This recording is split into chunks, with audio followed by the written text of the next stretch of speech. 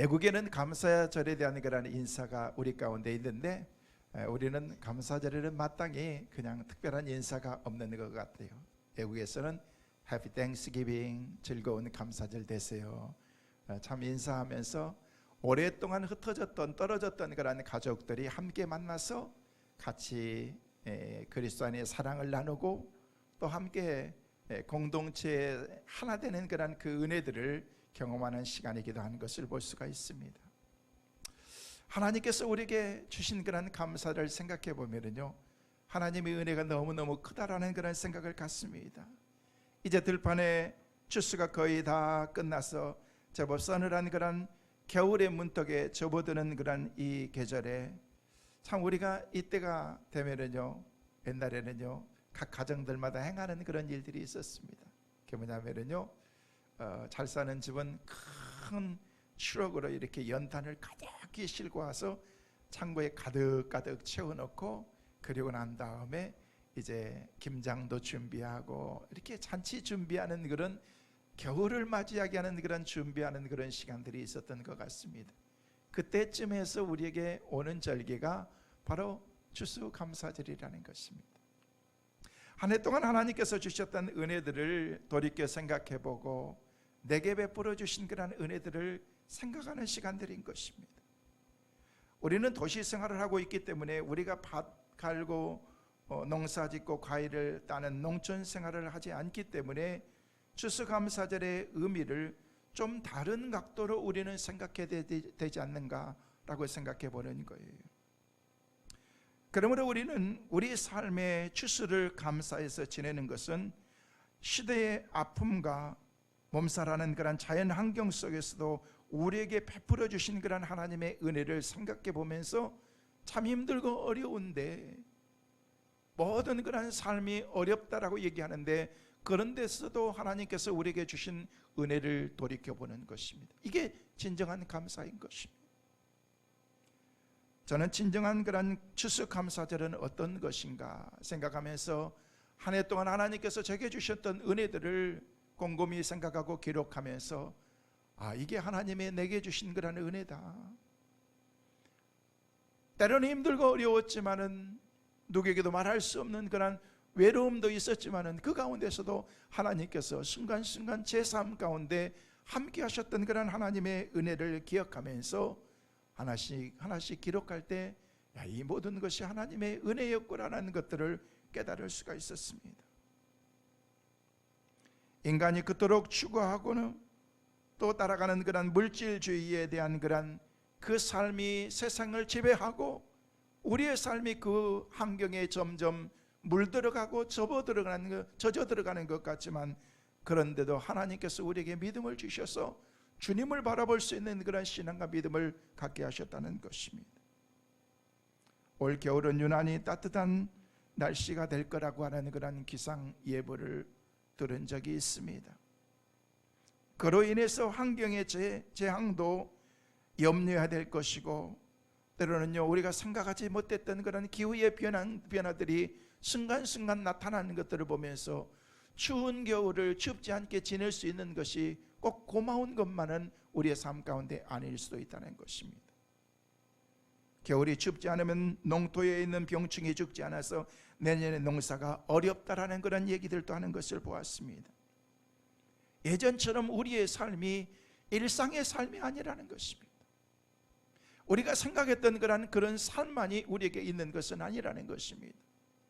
무더웠던 그런 지난 여름이 있었고, 상상할 수 없는 그런 폭우와 여러 환경이 우리의 삶을 위협하는 그런 상황 가운데 우리가 살았습니다. 그런데도 하나님께서는 어떤 삶 가운데서도 우리가 할 수 있는 것은 감사해야 된다라고 얘기하면서 우리에게 감사를 가르쳐주고 있는 것입니다. 11월은 감사의 달이지만 특별히 오늘은 추수감사절을 맞이하면서 하나님이 내게 주신 은혜를 생각해 보면서 한번 곰곰이 되돌아보면서, 이게 바로 하나님의 은혜였고 하나님의 복이었다라는 그런 사실을 우리가 한번 생각해 봐야 된다는 것입니다. 사랑하는 성도 여러분, 오늘 예배를 드려서 이 예배에 참석하신 여러분 모두가 다 하나님께서 주시는 은혜를 헤아리면서 감사하는 우리 모두가 되시기를 주의 이름으로 축원합니다. 작은 것이라도 감사해야 됩니다. 저는 지난 한 주간 이번 주 말씀을 묵상하면서 준비하면서 다른 목사님들은 과연 추수감사절 설교들을 어떻게 하시는가 궁금하기도 하고, 저도 은혜를 받아야 되기 때문에 어느 목사님의 설교를 제가 이제 인터넷을 통해서 듣는데, 그 목사님이 자기 삶 가운데 있었던 그런 간증을 하는 것을 들었습니다. 참 우스운 얘기지만은요, 그 가운데에서 어느 날 목사님이 주일 예배를 드리고 난 다음에 예배를 마쳤는데 하나님께 헌금을 드리면서 헌금 봉투가 이렇게 쭉 올라와서 하나님께 드렸던 예물들을 하나씩 읽으면서, 감사의 제목을 읽으면서 하나님께 기도하는데 아주 기막히는 그런 사연이 거기에 기록이 되어 있더라는 것입니다. 그 기도의 제목이 뭐냐면요, 하나님 아버지, 방귀가 나오게 해주신 것을 감사합니다. 그렇게 써놨더라는 거예요. 그래서 목사님이 그걸 읽고 난 다음에 이걸 어떻게 감사해서, 하나님, 우리 집사님이 참 작은 것이라도 하나님께 이렇게 감사하는데 그 감사하는 마음을 주님이 축복해 주시고 하나님께서 더 큰 은혜를 달라고 그렇게 기도하는데, 기도하는 자기도 그렇게 이렇게 쑥스럽고 웃음이 나더라는 거예요. 그래서 넘기고 난 다음에 다음 헌금 봉투를 이렇게 보면서 기도하신 분이, 헌금 드리신 분이 어떤 분인가 하면서 딱 보니까 권사님이 드렸는데, 하나님 아버지, 우리 며느리가 방귀 나오게 해주신 것을 감사합니다. 시어머니가 감사 예물을 드렸는데 똑같이 이렇게 하나님, 우리 며느리가 방귀 나오게 해주신 것을 감사합니다 하는데, 성도들이 여러분처럼 그렇게 한두 번씩 막 웃더라는 거예요.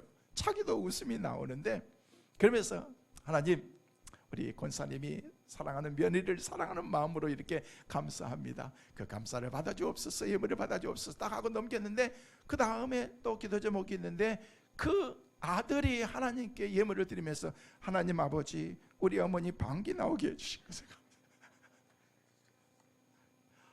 보통 드리면 가족반으로 이렇게 예물을 드렸기 때문에 올라왔는데, 뭐 어머니, 할머니, 아들 할 것 없이 모두가 다 하나님께 드렸던 그런 그냥 감사 헌금을 드리는 기도 시간에 기도는 하지 못하고 모든 성도들이 막 웃으면서 그냥 하여튼 그렇게 하나님께 기도를 드리게 되었습니다. 그런데 이 집사님이 가만히 생각해 보니까 하나님께서 주셨던 은혜가 너무너무 컸던 거예요. 자기가 수술을 하고 났는데요, 장을 끄집어냈다가 다시 집어넣고 난 다음에 하루 이틀이 지나면은요, 가스가 나와야 되는데 그게 방귀가 나오지 않는 거예요. 3일 4일이 됐는데도 나오지 않으니까 아무것도 먹지 못하면서 물 한 모금 마시지 못하면서 지내고 있는데, 자기 마음속에 막 불안한 생각이 들면서 오로지 하나님께 기도하면서, 하나님께 기도하기를, 하나님 제발 하면서 간절히 기도하는데, 며칠 만에 그렇게 나오는데 그렇게 살겠더라는 거예요. 그러면서 할렐루야 하면서 너무너무 감사합니다 하면서 하나님께 예물을 드리면서 감사했다는 것입니다.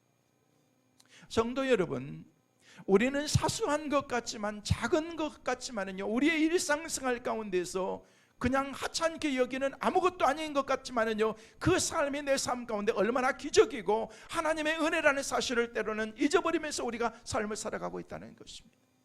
감사하시기를 주의 이름으로 축원합니다. 나는 감사할 게 없어요 라고 얘기하면요, 저한테 찾아오면 뭘 감사할지 제가 가르쳐 드릴게요.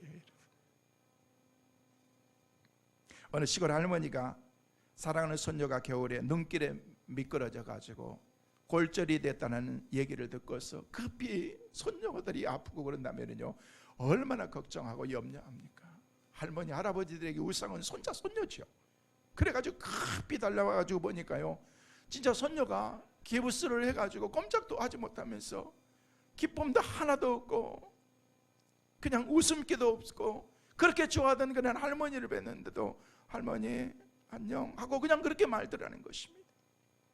그 할머니의 마음이 너무너무 안쓰럽고 딱해서 어떻게 하고, 하나님이 너를 빨리 낫게 해주실 거야, 하나님이 너를 금방 치료해 주실 거야, 금방 좋아질 거야 하는데도 이 손녀는요 아무런 반응이 없는 거예요. 그래서 하다 안 돼서 할머니가 그 손녀를 붙잡고서 이리 와, 우리 같이 기도하자. 손을 꼭 붙잡고 하나님께 기도하기 시작했어요. 하나님 아버지, 우리 손녀가 대갈박이 뽀사지지 않고 팔이 부러져서 감사합니다. 하나님, 우리 손녀가 다리 몽둥이가 부러지지 않고 팔이 부러져서 감사합니다. 하나님 아버지, 우리 손녀 딸이 밥 먹는 손이 아니고 왼쪽 팔이 뽀개져서 감사합니다. 그렇게 기도를 하는데 손녀가 기도를 듣다 이렇게 웃음이 나와가지고 할머니의 손을 뿌리치고서 방바닥에 대굴대굴 굴리면서 할머니 기도를 들으면서 기도를 할 수가 없더라는 거예요. 나중에 생각해 보니까 할머니가 너무너무 애절하게 절절하게 자기를 위해서 기도하는데 모든 걸 다 머리가 깨지지 않아서 감사하고 걸어 다닐 수 있도록 하나님께서 다리가 부러지지 않도록 해주시고 감사하고, 또 손으로 밥 먹는 손 많이 쓰는 오른손이 아니라 왼손 부러져 있어서 감사해요. 모든 게 다 감사하더라는 것입니다. 여러분, 그렇습니다. 생각하기 나름인 거예요. 우리 삶에 어떤 환경이 있다고 할지라도 우리들은 매사에 감사드리면서 믿음으로 사는 신앙의 사람들이 되어야 될 줄로 믿습니다. 모든 것에 감사하는 은혜가 우리에게 있게 되시기를 주의 이름으로 축원합니다. 오늘 말씀에 다니엘도 하나님께 감사하였더라라고 그렇게 오늘 본문은 우리에게 말씀하고 있습니다. 뭐가 그렇게 감사했느냐는 거예요. 우리는 뭘 그렇게 감사할 수 있겠느냐는 거예요. 뭘 감사를 하나님께 드릴 수 있겠느냐는 거예요. 여러분, 추수감사주의 이런 한 해 동안 하나님이 우리에게 베풀어 주신 은혜와 축복을 감사하는 시간인 것입니다. 돌이켜보면 모든 게 다 감사할 일인데 그 어느 해보다도 정말 어려운 시절을 우리가 보냈습니다. 어느 우리 그런 고백을 하더라고. 자기 가정에 직장에서 월급이 20%를 삭감했대요. 근데 감사하대요.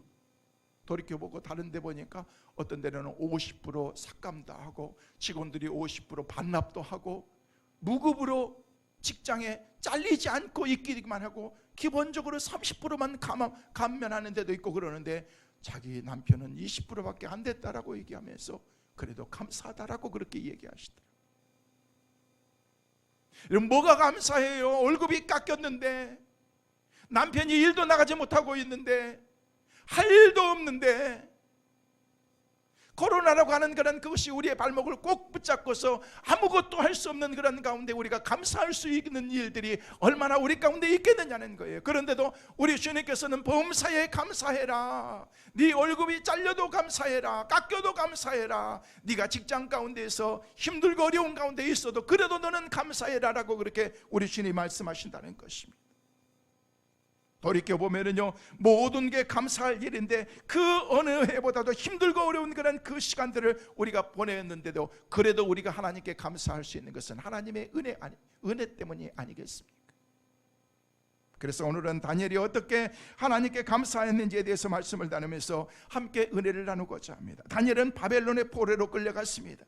포로의 신분으로 지금 있음에도 불구하고 바벨론의 국무총리가 되어서 지도자로서의 역할을 감당하는 그런 그 자리까지 올라오게 되었다는 것입니다. 당시 바벨론은요, 세계 최강국이었습니다. 그 삶을 오늘 6장 1절 2절에는 우리에게 보여주고 있습니다. 하나님의 말씀을 같이 한번 보시도록 하겠습니다. 같이 보십니다. 다리오가 자기의 뜻대로 고관 120명을 세워 전국을 통치하게 하고 또 그를 위해 총리섯을 세웠으니 다니엘이 그 중에 하나이라. 이는 고관들로 총리에게 자기의 직무를 보고하게 하여 왕에게 손해가 없게 하려 함이었더라. 여기 말씀해 보면은요, 다리오라고 하는 그런 왕이 120명을 고관들을 세워서 전국의 지도자들로 통치자들로 이렇게 만들었습니다. 그리고 그 가운데에서 그들을 지도하고 나라 전체를 관장할 수 있는 곳곳에 3명의 국무총리를 세웠다는 것입니다. 그 중에 한 사람이 바로 다니엘이었던 것입니다. 그런데 3절 말씀에 보면요, 다니엘이 어땠는지에 대해서 우리에게 말씀하고 있습니다. 오늘 위에 3절 말씀 같이 보십니다. 다니엘은 마음이 민첩하여 총리들과 고관들 위에 뛰어남으로 왕이 그를 세워 전국을 다스리게 하고자 한지라. 여기 말씀 보니까 다니엘은 다른 사람보다도, 다른 국회의원들보다도, 국무총리보다도 더 뛰어나서 전국을 다스리고 그 사람 모두를 다스릴 수 있는 그런 하나님의 은혜를 그에게 주었다는 거예요. 이 세 명의 총리들 가운데 실세 총리가 누구였어요? 다니엘이었던 거예요.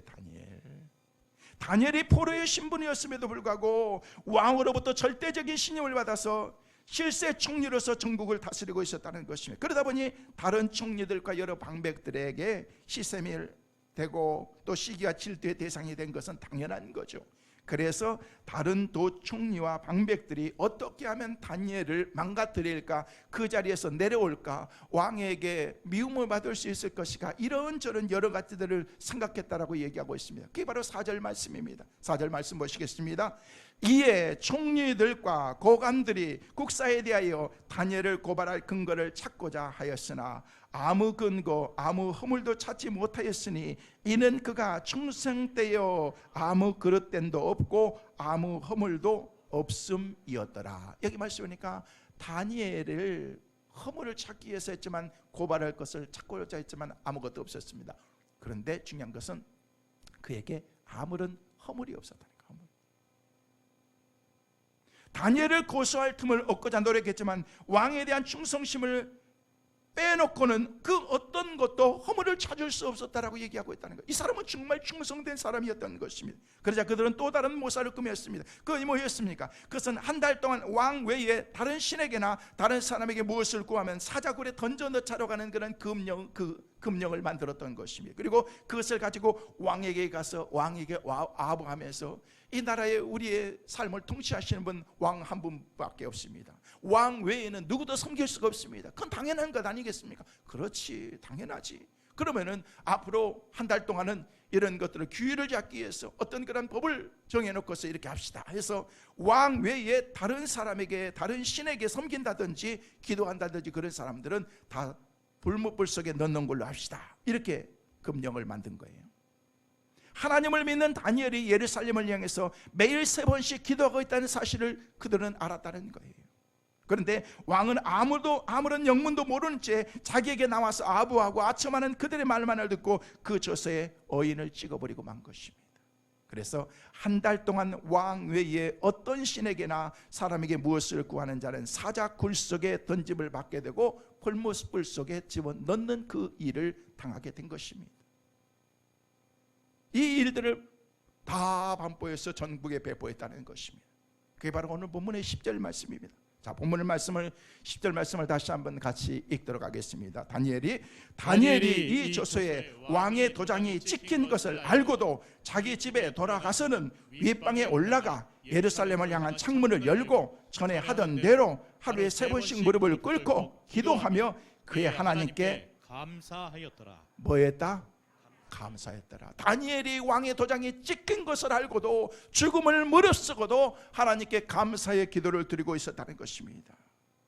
다니엘은 왕이 갑자기 이 조서를 내렸는지 누구보다도 분명하게 잘 알고 있었습니다. 이게 왕의 마음이 아니었습니다. 자기를 시기하고 자기를 모함하고 자기를 죽이려고 하는 그런 많은 방백들과 다른 총리들이 이런 음모를 꾸몄다는 사실을 알고 있었던 것입니다. 그러면서 하나님께 기도하기를, 하나님 이건 너무 억울합니다. 하나님께서 살아계신 하나님이기 때문에 저들을 그냥 둬서는 안 됩니다. 저들을 하나님께서 한순간에 싹 쓸어버리시고 불못불 속에는 나 대신 저들이 들어가게 도와주시고 라고 그렇게 기도해야 되는데, 그는 그렇게 기도하지 않고 하나님께 계속해서 뭐 했더라? 감사 기도했더라. 감사 기도했더라. 감사 기도했더라. 할렐루야. 지금 기도하면 왕의 금령을 어긴 죄로 인해서 자신이 사자굴 속에 던짐을 당하는 것 같다는 것도 누구보다도 더 잘 알고 있습니다. 하지만 다니엘은 개의치 않고 평소에 하던 대로 하루에 3번씩 창문을 열고 예루살렘을 바라보면서 하나님께 기도하고 있는 거예요. 하나님, 내가 자유의 몸이 아니고 지금은 내 신분이 종의 신분이지만은 하나님의 은혜에 감사합니다. 바울이 감옥 속에 있었을 때나 베드로가 옥중에 있었을 때, 사사슬에 묶여 있을 때도 그들이 감사와 찬송을 잃어버리지 않았던 것처럼 다니엘이 그 가운데서도 감사의 신앙을 가지면서 그가 하나님께 믿음으로 가서 살아가는 그런 그 신앙만큼은 절대 잃어버리지 않았다는 것입니다. 여러분 같으면 이런 상황 가운데 어떻게 반응하시겠어요? 하나님 딱 한 달이에요. 한 달만 제가 눈 뜨고 하나님께 기도할게요. 저는 참 궁금한 게 기도할 때 왜 눈을 감아야 되는지 제가 참 궁금해요. 어렸을 때부터 그렇게 배웠어요. 그래서 기도하고 그러는데 기도할 때 꼭 눈을 한 번씩 떠보고 싶었어요. 근데 초등학교 때 부장 선생님께서 기도할 때 다 손 모으고 눈 감을 때는 어떻게 하는 거지? 네, 눈 감아야 돼요. 자, 눈 감고 기도할게요. 딱 그러는데 궁금해가지고 살짝 떠봤는데 옆에서 다른 친구가 그랬어요.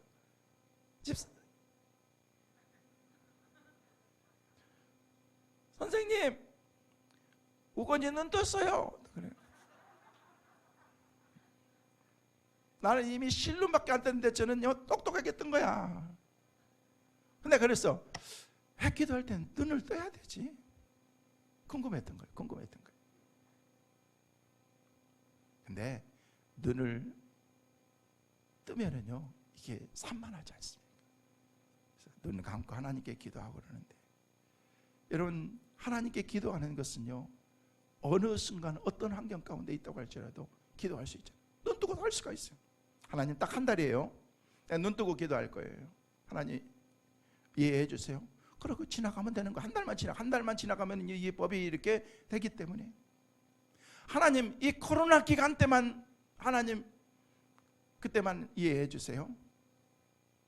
하나님 이번 시험 끝날 때까지만 하나님께서 다 아시잖아요. 어떤 분을 제가 전도를 했어요. 전도를 했더니 복음을 너무너무 잘 받아들이고, 네 그렇죠, 교회 나오셔야죠. 네 나갈게요. 그래서 예 금방 이제 왼쪽부터 나오세요. 근데 목사님 자기가 한 가지 걱정이 있는데, 그래서 자기 시어머니 돌아가시면 나오겠대. 깜짝 놀랐어요. 뭐요? 그랬더니만 자기 시어머니가 불교인 것 같은데, 그래서 내가 그래서 맨날 절에 다니냐 그랬더니 안 다닌대. 그럼 언제 다니냐? 절에 간 거는 못 본 것 같대. 그게 무슨 불교냐라고 했더니, 그래도 한 번씩 정한수 떠놓고 그렇게 하면서 비나이다 하면서 이래 한다는 거예요. 그런데 한 집에서 어떻게 불교도 믿고 하나님도 믿고 어떻게 부처님도 믿고 그렇게 할 수 있겠냐? 두 종교를 하나만 해야지. 그랬더니만 자기가 어머니한테 불효한 것 같아가지고 그건 못할 것 같아서 어머니 돌아가시고 나면 나올게. 아직까지 안 나오고 있어요. 그래서 제가 그 어머니 빨리 돌아가시게 해야 되는가 어떻게 해야 되는가 걱정이 많은데, 그보다도 그 시어머니가 예수 잘 빨리 믿고 전도를 받아가지고 빨리 교회에 나와야 되겠구나라는 그런 마음으로 하나님께 기도하고 있습니다. 우리는 이 핑계 저 핑계 많잖아요. 하나님 시어머니 돌아가실 때까지만, 내가 이 문제 해결될 때까지만, 상황이 지금 어쩔 수 없기 때문에 이 상황까지만 하나님께서 언제까지 우리를 그렇게 기다려 주시겠느냐는 거예요. 우리가 생각하는 것만큼 하나님께서 그때까지 기다려 주시면 감사하는데, 우리 하나님께서 어제나 오늘이나 영원토록 계속해서 우리를 기다려 주시지는 못하잖아요. 우리의 삶 가운데, 오늘 내 삶 가운데 무슨 일이 일어날지, 어떤 일이 일어날지 모르는 것이 바로 우리 인생인데 어떻게 해야 되냐는 거예요. 하나님 아시잖아요. 내가 얼마나 주님을 사랑하는지. 제 마음은 변함이 없어요. 하나님 왕이 얼마나 나를 신뢰하고 있는지 아시잖아요. 내가 이 일로 인해서 왕을 배반하고 싶지 않는 것 하나님도 아시잖아요. 한 달만 딱 한 달만 눈 감고 참아주세요. 그래도 내가 하나님을 믿지 않는 것도 아니고 섬기지 않는 것도 아니잖아요. 아니면 창문을 이중으로 닫고 커튼을 치고 이불 속에서 하나님께 기도할 수 있는 것도 그렇게도 할 수 있지 않습니까? 그런데 다니엘은 그렇게 하지 않았습니다. 지금까지 해오던 대로 창문을 활짝 열고 하루에 3번씩 무릎을 꿇고 하나님께 기도했다는 거예요. 신앙의 절개를 믿음으로 지킨 것입니다. 저는 우리 성도들 여러분에게도 이런 신앙의 믿음과 결단이 우리에게 있게 되시기를 주님의 이름으로 축원합니다. 죽으면 죽으리라고 하는 그런 그 믿음과 신앙을 가지고 우리가 믿음으로 신앙생활해야 정말 주님 앞에 바로 설 수 있기 때문에 그런 것입니다. 그러면 다니엘이 하루에 3번씩 무릎을 꿇고 기도했던 그런 그 기도의 내용이 뭐냐는 거예요. 오늘 10절 말씀 보니까 그 하나님께 감사했더라. 그의 하나님께 감사했다. 그의 하나님께 감사. 하나님께 감사하는 것이 아니라 그 하나님께, 그의 하나님, 나의 하나님께 감사했다는 것입니다. 나의 하나님. 그의 기도가 감사했습니다. 다니엘은 지금 모함하여 자기를 사자굴 속에 집어넣으려는 그들의 계획이 숲으로 돌아가도록 기도하지 않았습니다. 그들의 모략이 들통이 나서 대신 그들이 내 대신 사자굴 속에 던져지기 위해서 기도하지 않았습니다. 절박한 죽음의 상황 가운데서도 다니엘은 그 하나님께 감사하였더라라고 그렇게 말하고 있습니다. 이런 다니엘의 모습 속에서 몇 가지 중요한 사실을 우리가 발견할 수가 있습니다. 첫째로 다니엘의 감사는 신앙이 되었다는 것입니다. 감사는 신앙이 되어야 됩니다. 따라하겠습니다. 감사는 신앙이 되어야 된다. 신앙생활이 감사생활인 것입니다. 감사생활, 신앙생활, 이것은 하나인 것입니다. 감사가 신앙이고 신앙이 감사라는 것입니다. 신앙 따로 감사 따로, 감사 따로 신앙 따로가 아니라 감사, 신앙생활, 감사, 신앙으로 감사하면서 이게 우리의 삶의 일치가 되어야 된다는 것입니다. 다니엘은 그 어려움 속에서도 그 하나님께 감사했습니다. 다니엘은 그 하나님께 감사하면서 오늘 우리 주변에는요, 사람에게는 감사하면서도 하나님께 감사하지 못하는 사람 많습니다. 부모에게는 감사하고, 직장의 동료와 상사에게는 감사하고, 스승에게는 감사하고, 남편 아내에게는 감사하지만은요, 하나님께서는 감사하지 못하면서 살아간 사람이 적지 않아 많습니다. 그러나 다니엘은 먼저 하나님께 감사한다. 근데 다니엘은 그의 하나님께 감사하고 있다라. 그 하나님이 누구냐는 거예요. 다니엘에게 있어서 내 하나님은 누구냐는 거예요. 여러분에게 있어서 여러분의 하나님은 누구이십니까? 내 하나님이 있어야 된다는 거예요. 막연하게 하나님은 도와주실 거예요, 하나님은 복 빌어주실 거예요가 아니라 그 하나님이 나의 하나님, 마이 갓, 하나님께서 내게 주신 거란 그 하나님은 나의 하나님이라는 것입니다. 그 하나님을 표현하면서 그의 하나님, 나의 하나님, 나의 하나님.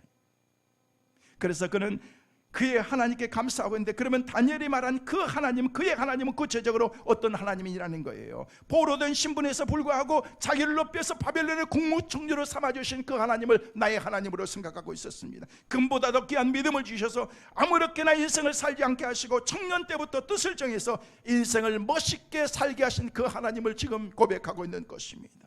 온 나라의 박수와 술객들보다 10배나 뛰어난 그런 지혜와 총명을 주셔서 왕의 물음 앞에 한 번도 막히지 않게 대답할 수 있도록 지혜를 주셨던 그 하나님, 80여 년이 넘는 동안 공직에 있으면서도 한 번도 부정과 비리에 연루되지 않도록 지켜주신 그 하나님, 다니엘은 지금 얘기하고 있는 거예요.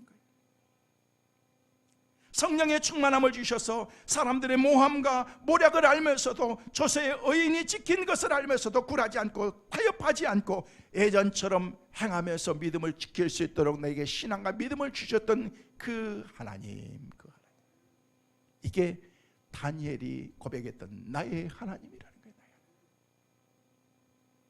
다니엘은 지금 그 하나님께 감사의 기도를 드리고 있는 것입니다. 가장 어려운 환경 속에서, 가장 절박한 환경 속에서 다니엘이 그 하나님께 기도한 것을 보면요, 감사의 신앙이라는 것입니다. 그렇습니다.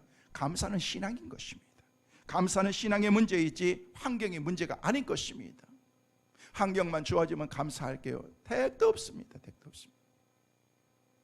하나님께 속한 사람과 이 세상에 속한 사람은 쉽게 구별할 수 있는 것이 무엇입니까? 그것은 하나님께 얼마나 감사할 수 있는 것인가, 그것을 보면 알 수가 있는 것입니다. 감사는 믿음의 열매이기 때문에 그렇습니다. 믿음이 있어야 감사할 수 있는 것입니다. 사랑하는 성도 여러분, 저는 오늘 예배하는 여러분의 삶 가운데 이런 성숙한 감사로 충만하시기를 주의 이름으로 축원합니다.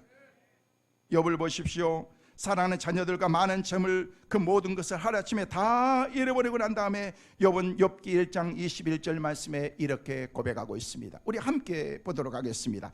이르되 내가 모태에서 알몸으로 나왔사온즉 또한 알몸이 그리로 돌아가올지라. 주신 이도 여호와시요 거두신 이도 여호와시오니 여호와의 이름이 찬송을 받으실지니이다. 여기 말씀이 오니까 내가 모태에서 맨몸으로, 빨가벗은 몸으로 우리가 나왔다는 것입니다. 그런데 돌이켜보니까 지금까지 내게 주셨던 분도 여호와시고 또 거두어 가신 분도 여호와시기 때문에 나는 감사하고 찬송하고 기도하고 그냥 그렇게 살아간다는 거예요. 이게 욥의 고백이었던 것입니다. 말이 그렇지 이건 쉬운 게 아닙니다. 신앙을 가지지 않으면 이런 고백을 할 수가 없습니다.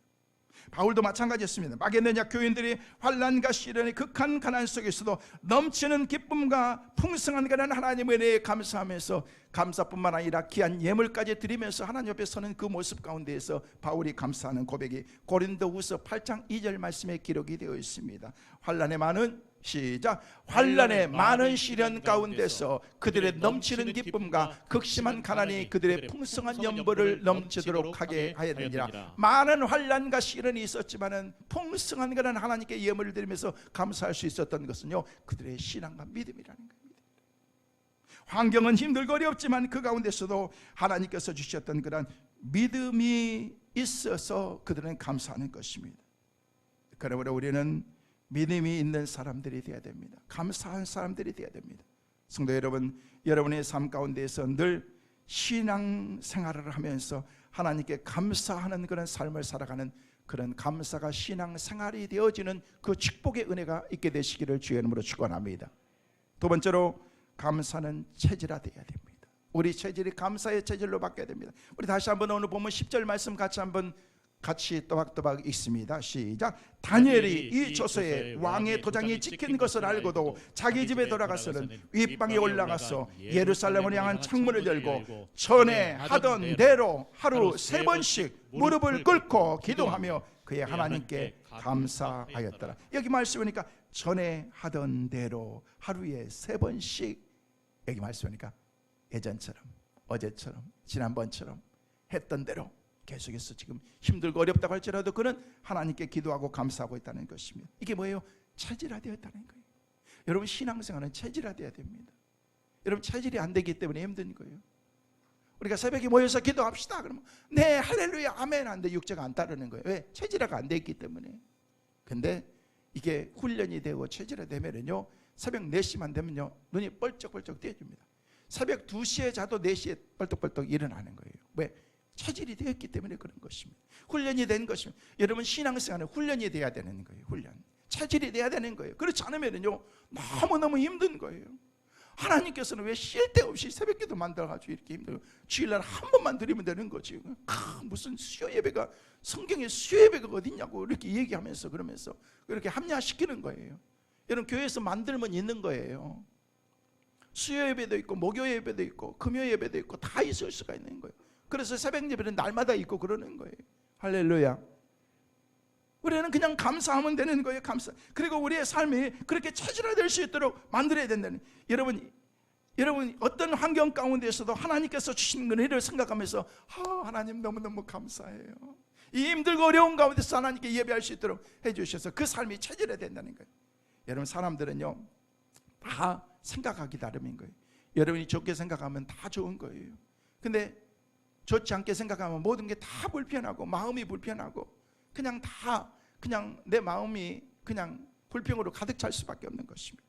어떤 두 사람이 똑같이 감옥 생활을 했어요. 죄를 짓고 감옥에 가서 한 방에 갇혀져서 살면서, 한 사람은 감옥 속에 그 좁은 공간에 살면서 조그만한 그런 그 창문 틀로 밖을 보면서 창밖을 보면서 하늘을 보고, 창밖에 조그마한 그런 그 창을 통해서 하늘을 보고 구름을 보면서 아름다운 자연을 보면서 너무너무 아름답다라는 그런 생각을 가지면서 그 아름다움을 생각할 때마다 자기가 시를 하나씩 쓰게 되었어요.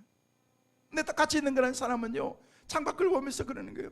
세상은 저렇게 환하고 밝고 구름도 있고 멋있는 그런 세상인데 나는 이 감옥 속에서 갇혀있는 내 인생이 뭔가 하면서 맨날 불평 속에서 사는 거예요. 오랜 시간이 지나가지고 그들이 이제 드디어 나중에 감옥에서 나오는 그런 시간이 되어서 나중에 세월이 흐른 뒤에 그들이 풀려났는데, 한 사람은 그동안 지었던 시를 가지고 출판사로 가고 출판사에 가서 책을 만들고, 한 사람은요 그동안 맨날 불평과 원망 속에서 자신의 삶을 한탄했던 사람은 정신이 이상해가지고 정신병으로 가게 된 거예요. 똑같은 환경이었습니다. 근데 생각에 따라서 이렇게 삶이 달라지는 거예요. 그렇다면 다니엘이 그 어려운 상황 속에서 그 하나님께 감사의 기도를 드렸는데, 감사에 드리는 그런 이후에 그의 삶이 어떻게 바뀌었느냐는 거예요. 저와 여러분에게 하나님께서는 맨날 감사하라고 말씀하시는데 감사하면 우리의 삶이 어떻게 바뀌느냐는 거예요. 축복으로 바뀌어지는 은혜가 있게 되시기를 주의 이름으로 축원합니다. 다니엘은 어떻게 바뀌었는 줄 아십니까? 첫째로 사자 굴 속에서 건짐을 받는 그런 그 축복을 그가 누리게 된 것입니다. 사랑하는 성도 여러분, 힘들고 어려운 가운데서도 여러분이 감사할 때 하나님이 여러분을 건져주실 줄로 믿습니다. 회복시켜 주실 줄로 믿습니다.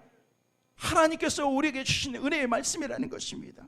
그 하나님의 은혜의 삶을 누렸던 삶을 살고 감사하니까 사자 굴 속에서도 건짐을 받는 축복을 주신 것입니다. 그게 바로 그 뒤에 나와 있는 22절의 말씀입니다. 말씀을 봅니다. 시작. 나의 하나님이 이미 그의 천사를 보내어 사자들을 입에 봉하셨으므로 사자들이 나를 상하지 못하게 하였사오니 이는 나의 무지함이 그 앞에 명백하오며 또 왕이여 나는 왕에서 해를 끼치지 아니하였나이다 아니라. 여기 말씀 보니까 천사를 하나님께서는 이미 보내가지고 사자의 입을 확 막아버린 거예요. 사자 굴속이 아니라 그 어떤 곳에 간다고 할지라도 하나님께서 그를 건져주시는 축복의 은혜를 주셨다는 것입니다. 성도 여러분, 하나님께 감사할 때 하나님께서 우리를 건져주실 줄로 믿습니다. 회복시켜 주실 줄로 믿습니다. 뿐만 아니라 다니엘이 감사할 때 감사 기도한 후에 두 번째로 일어나는 사람은 다니엘을 참소하던 자들이 사자굴 속에 던짐을 당하게 되는 것을 볼 수가 있습니다. 24절 말씀 보십니다. 왕이 말하며 다니엘을 참소한 사람들을 끌어오게 하고 그들의 처자들과 함께 사자굴에 던져 넣게 하였더니 그들이 굴 바닥에 닿기도 전에 사자들이 곧 그들을 움켜서 그 뼈까지도 부서뜨렸더라. 부서뜨렸어요. 뼈까지도. 얼마나 무섭습니까?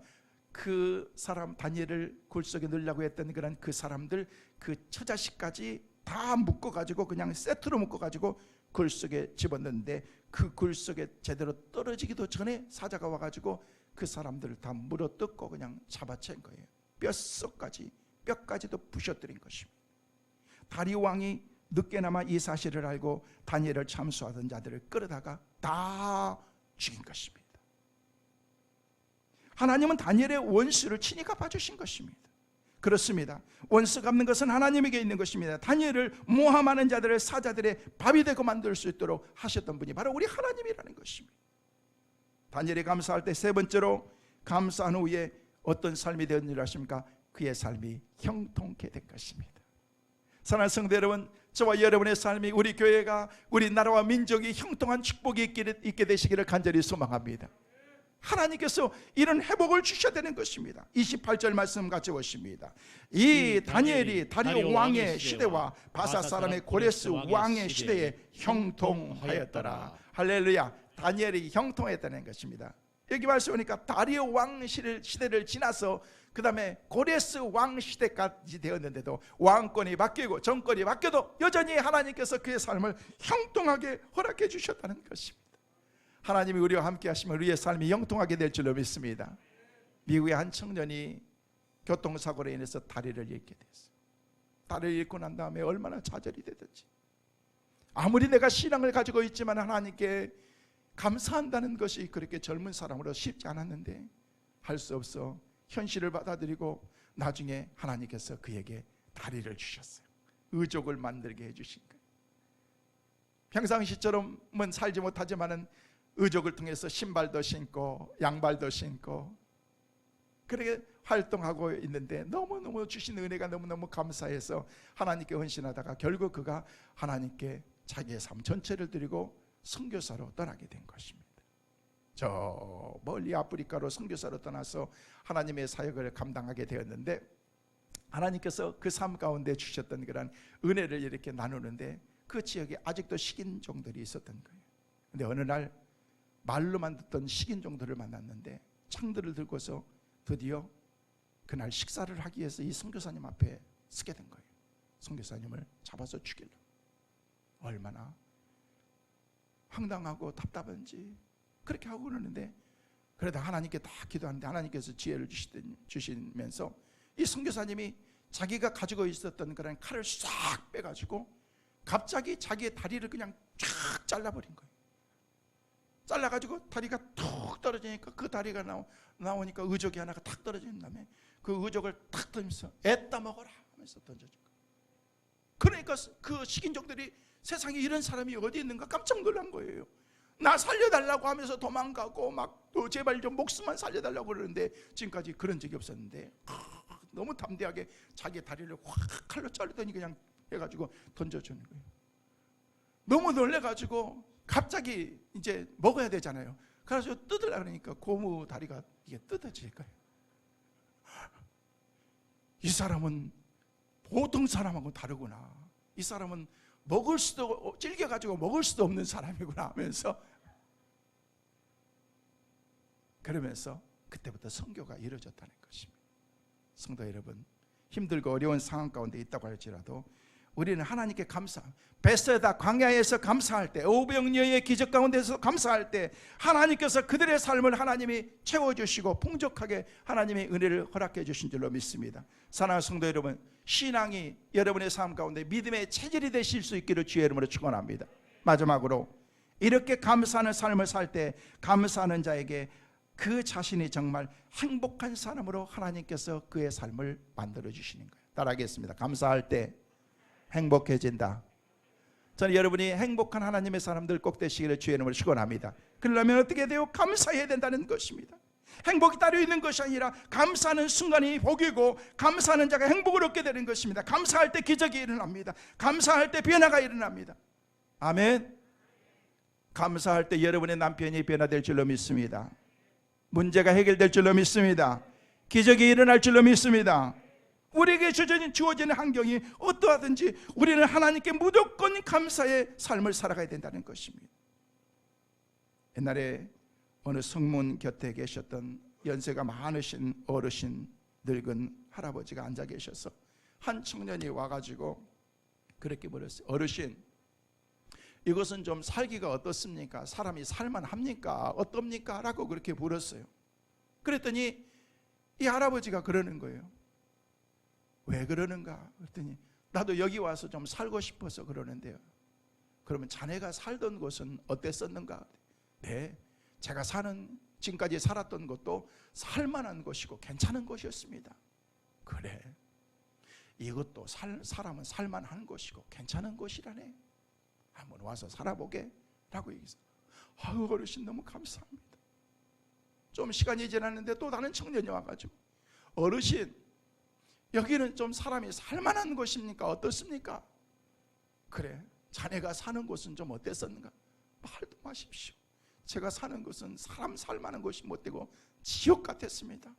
그래, 여기도 사람 사는 곳이 못된다네. 지옥 같은 곳이라네. 할아버지 어떻게 방금 전에는 그 청년에게는 그렇게 얘기하시더니 나한테는 이렇게 하는 거예요. 생각하기 나름이라네. 생각. 사랑하는 성도 여러분, 여러분이 생각하기 나름인 것입니다. 감사로 생각하면 모든 것이 감사로 바뀌게 될 줄로 믿습니다. 그래서 우리는 하나님의 은혜 가운데서 매일매일 하나님 앞에 해야 될 것들이 뭐냐면요, 감사의 삶. 우리는 항상 두 가지 말을 잘하는 사람이 되어야 됩니다. 하나는 미안하다는 말이고 I'm sorry. 그리고 하나는 고맙다는 말. Thank you, thank you. 하나님께 고맙다는 말과 미안하다는 말. 그동안 내게 잘해주지 못해서 미안하다. 그동안 어머니 아버지의 사랑을 알지 못해서 너무 미안해요. 더 효도하지 못해서 미안해요. 너무너무 감사해요. 자녀들을 보면서, 아들을 보면서, 딸을 보면서 아들아 고맙다. 그리고 아빠로서 엄마로서 더 많이 해야 되는데 그렇게 하지 못한 것 생각했으니까 너무 미안하다. 그 마음을 갖는 거예요. 그제 큰 소포가 하나가 왔어요. 소포가 왔는데 미국에서 우리 딸이 우리 엄마 아빠 생일이라고 이제 선물을 하나 보내가지고 이제 큰 거를 하나를 이게 준비해가지고 값으로 따지면 꽤 비싼 거를 해가지고 왔어요. 지난번부터 그러더라고.